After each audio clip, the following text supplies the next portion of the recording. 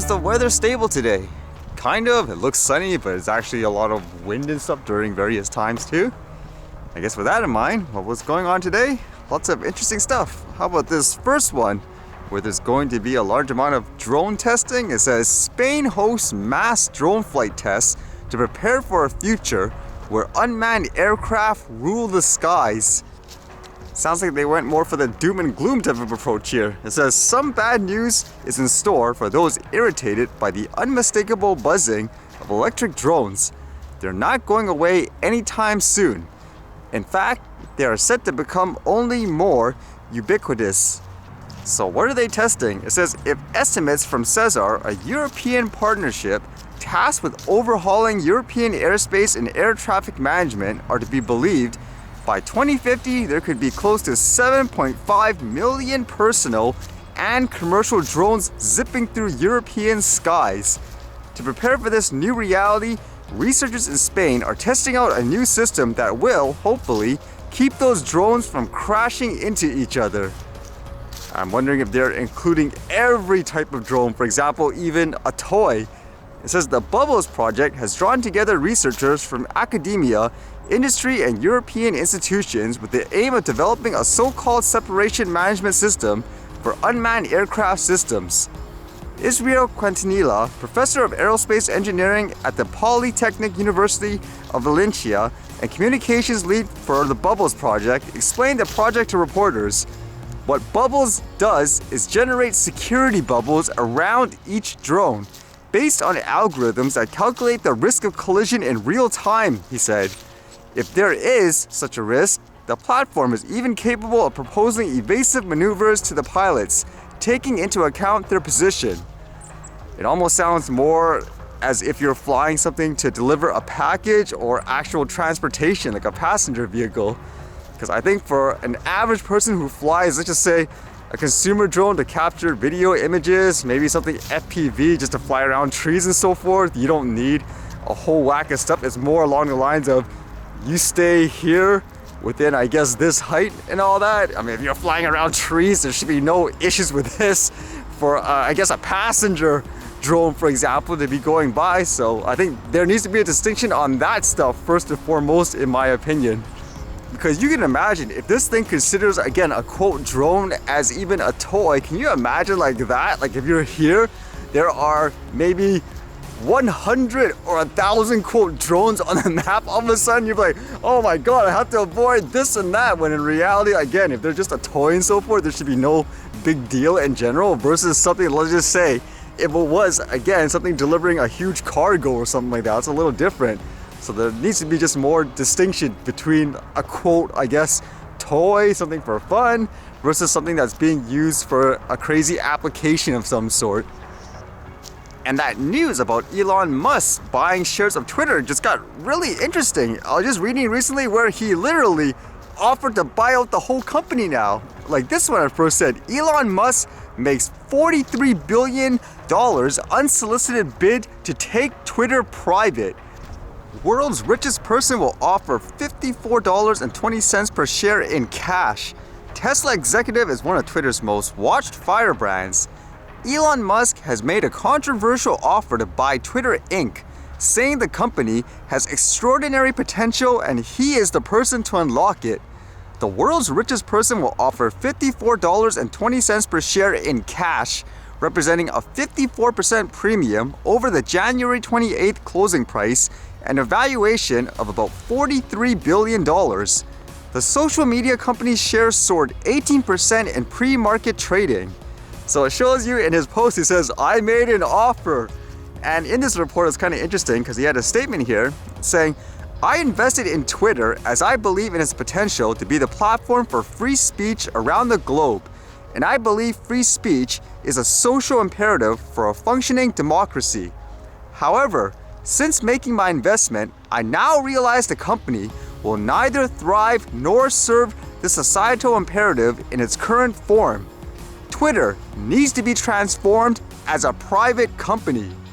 As a result, I am offering to buy 100% of Twitter for $54.20 per share in cash, a 54% premium over the day before I began investing in Twitter, and a 38% premium over the day before my investment was publicly announced. So will people accept it? And it says, my offer is my best and final offer, and if it is not accepted, I would need to reconsider my position as a shareholder. Twitter has extraordinary potential. I will unlock it. So basically, if he gets control, he will make it private, I guess, and make a bunch of changes. Will it be good for things like free speech, as they say? It's kind of interesting too, because to my understanding, when he bought the shares and people found out, the stock went up like crazy. So in this case, where if people don't accept the offer, he's saying he's reconsidering his position. He could just sell all his shares, I guess, and make even more money. So it's kind of smart, I guess, from a business point of view, but it'll be more fascinating, in my opinion, if he actually does take over the platform. One interesting observation I've had, which is kind of weird when you think about it, just looking at it from the outside, I noticed there are some people who really encourage, for some odd reason, like censorship and all that, I guess because certain sides that a person doesn't agree with, as long as you do it to them, they're okay with it. But now, like, those same people, normally they would say, hey, they're a private company, they can do what they want. But now when he will potentially bow out the company, make changes, and maybe, I don't know, allow certain voices and all that those people don't like, now they're saying, no, this is bad. You can't let people or whatever do that. Like, it's a company, you have responsibilities. So it's kind of weird in that sense. It's so hypocritical, isn't it? It's either or. What are you for? Do you want things like free speech, for example, or no? Because you can't just be selective saying, I'm gonna silence and ban this guy just for, quote, talking about something. That's kind of crazy in my opinion. And the last interesting thing I read today, which actually dealt with things like money too, it actually relates to me walking. Do you guys remember way back when I was making videos and so forth? I didn't used to keep track of steps and all that, but someone I knew kind of joked saying, man, with how much I walk, I must walk halfway across Canada every year. So I decided to keep track of it, and it turns out I pretty much walk across Canada every year. And while I was using this app called Sweatcoin to keep track of my steps before, for the heck of it, because they said as well, you could get, I don't know, rewards and points for actually walking. So I was like, okay, why not? Now, for the most part, initially, to my understanding, if you walk about 1,000 steps, you get about 1 coin, and value-wise back then, it was something along the lines of, if you get 20,000 coins, you can redeem it for maybe $1,000 US for a PayPal payment. So what is it? 20,000 of these coins would be like 1,000 US. Now, during this time, it seems like because more people were using it, the rewards, they aren't as great value-wise. So I racked up like what? 40,000 coins or so, and to my surprise, I thought this wasn't real at first, but it says they're now entering into the crypto market, so you can actually turn this into a cryptocurrency in the future. And with that, you can actually, if you wish, buy things with it or use it to exchange for other things, I guess like Ethereum or Bitcoin, so that's kind of interesting. So to me, I just had this thing running in the background. I was like, hey, why not? It's just kind of like Pokemon Go or something. To me, it's like playing a game. And at first, again, I thought this was a scam. So it says, the countdown has begun. This summer, we will launch our own cryptocurrency. To celebrate, we will match the Sweatcoin in your wallet with Sweat, a new crypto for free. So how does this work? It's kind of like for other cryptocurrencies, like a Bitcoin, to my knowledge, the way it's generated is you use your computer to solve these complex math algorithms. So that's why people are buying things like video cards and all that. Now, if you start it in the very beginning, it's way easier, but it gets more complex afterwards, which is why, as you see now, someone can't just make like 1 Bitcoin just like that. It'll take enormous amount of processing power to make one, but you can see, I guess, the value of it, how much it went up.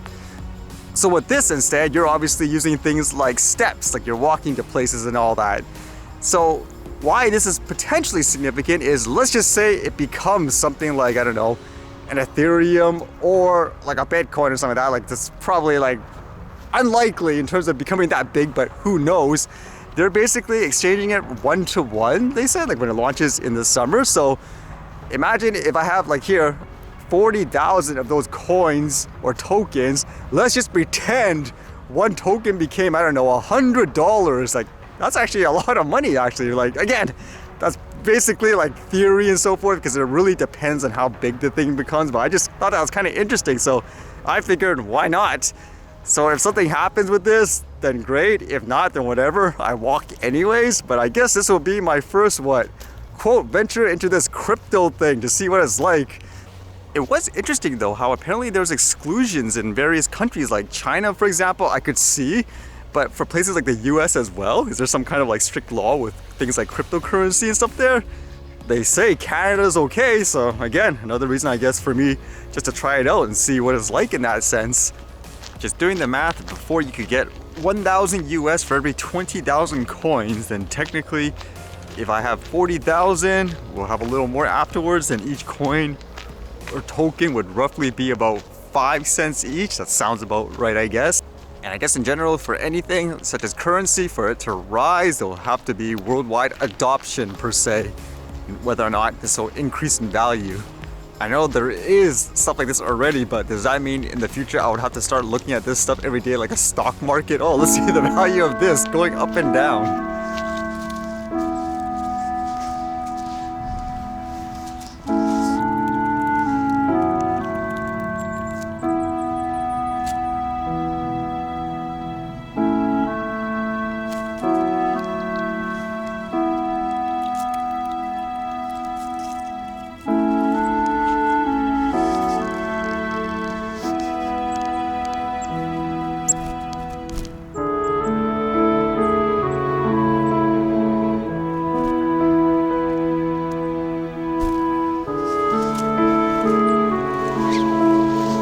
Yeah, even the birds really travel now too, as you can see.